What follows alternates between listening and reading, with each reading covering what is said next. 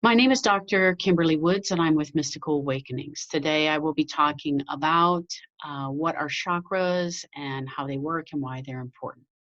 First of all, the word chakra from the Sanskrit means wheel, and the reason it is referred to as a wheel is because they are like spheres that overlap one another.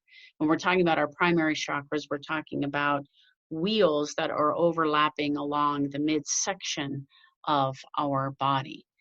Now, the chakras are people usually talking about 7 primary chakras, but in actuality, there are well over 2,000 chakras that can be opened within your field. 2,418, the last I heard, but I'm sure more are opening every day as we get closer to the new paradigm. So the more consciously aware you are, the more open you are and available you are to light, the more chakras are opening in your field. Now, the ones I'm going to be talking about today are the primary ones that most people talk about that are running up your column of light or the midsection of your physical body. So there are notes that are associated with those chakras, colors, they're called by a specific name and a location.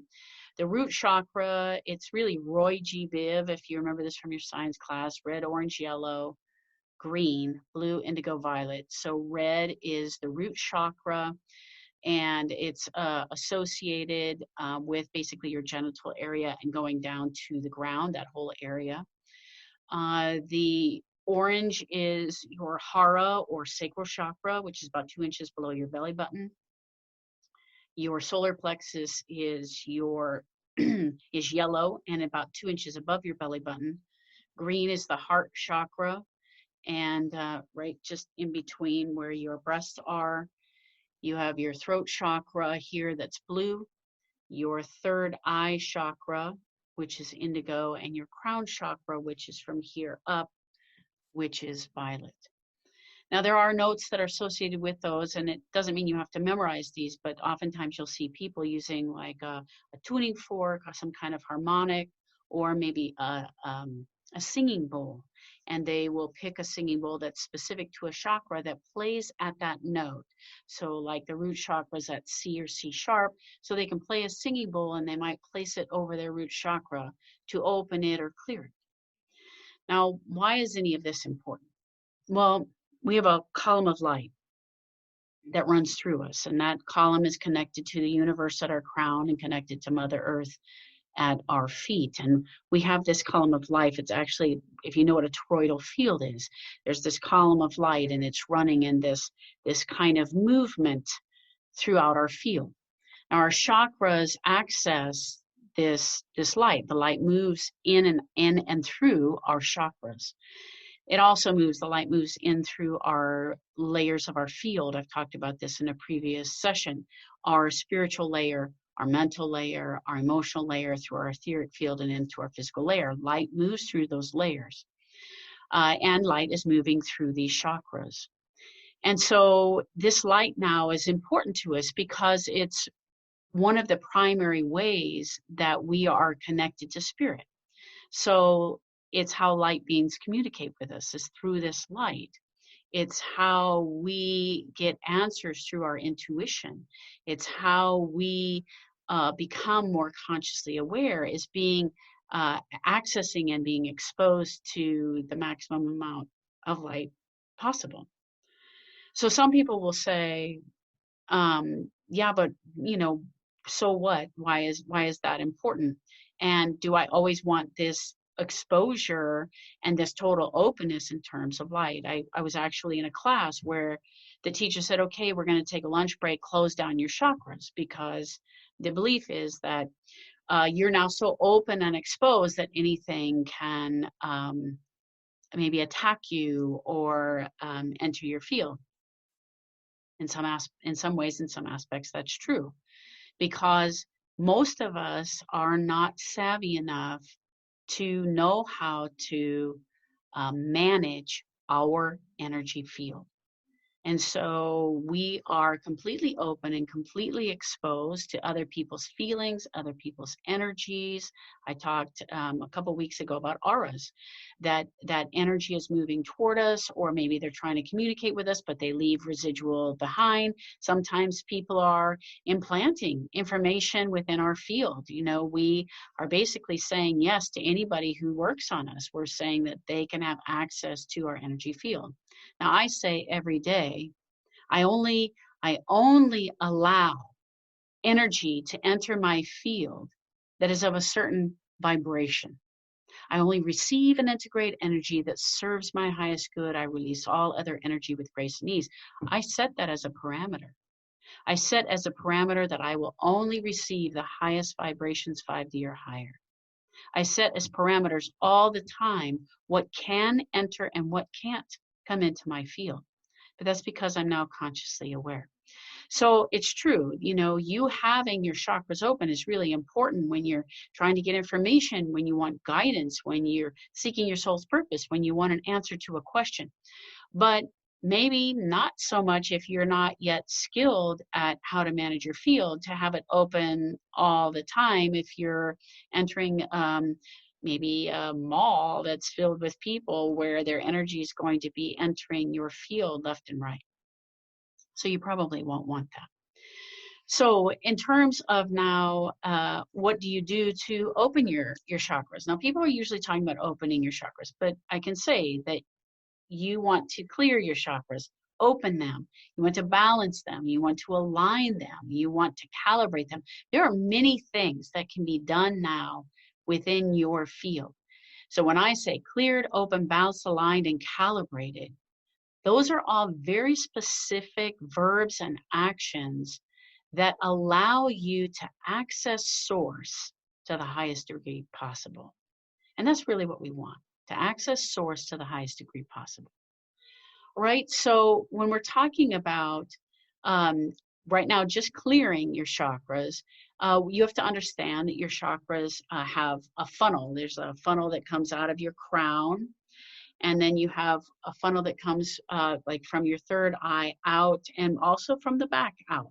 From your throat, a funnel out, but also from the back out, going down your heart, front and back, solar plexus, front and back, hara, or sacral, front and back, and then your root, it's going to face one of them down. I'm going to show you a picture really quick so that you can see what this looks like.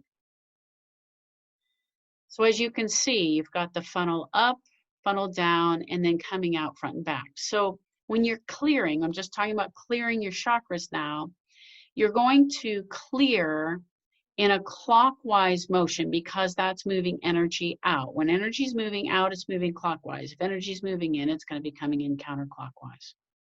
But we're moving energy out. So if you start with, we always say that you're going to do it from, let's say, a source perspective. You don't have to think of it as God, but you can think of yourself as God or a creator God, but like a godlike perspective. So if you were looking from above and you were looking clockwise from above, that's how you would move energy out from your crown and up. So it would look like this, right? I'm looking down from above, and it's going to go clockwise like this out. So I'm going to be pushing my chi energy. Now that's your chi's, like in your hara, and you build it through breath, right? So this is something we can also work on together, is the building of your chi. It's also one of the classes that I've already posted. But you push that chi now in this clockwise movement up out of your crown. And then you start from the back first, as though you as creator God, you as your God perspective, as though you're looking backwards, you're going to be moving it in this clockwise motion. And then from the forwards clockwise in this funnel out way, you're pushing your chi and you're clearing it. Then you go to your throat, pushing from the back in this direction, back this way, and then the front this way. Your heart back this way, and then your heart from the front. When you get to the root, then you're looking down in a clockwise position from you as creator God, clockwise position down to the ground. So that's a way to clear your chakras. And so there are other things that you can do. People, as I said, use they use sounds. There are movements like I do a chakra awakening that will also help clear the chakras with crystals. So there are a lot of people that do a lot of different techniques that can help open your chakras, but it's something that would be good to do every day as you're trying to meditate, go within, seek answers, etc. Now, your crown chakra, according to this is from the modern mystery school, and it's a little bit different than what you're going to find on the internet. But the crown chakra is associated with your soul's purpose. It's your link to the divine, to source. Your third eye is going to be about imagination, your clairvoyance, and that balance between spiritual will and spiritual love. Your throat chakra is about creative expression and clairaudience. It's actually your throat that's connected to your clairaudience, or your ability to hear beyond. Your heart chakra is connected to that balance between the soul's love and will, your healing ability, your immune energies, and just love energies in general. Your solar plexus is around creative energy. It's your power center, your hidden intelligence. It's where you have a balance between feelings and thoughts. Your hara, or your sacral, is around health and kundalini energy, some intuition. And then your root chakra is about your grounding energies and your ability to create. So when people are saying, hey, as I said in the story, I don't think I want my chakras open all the time.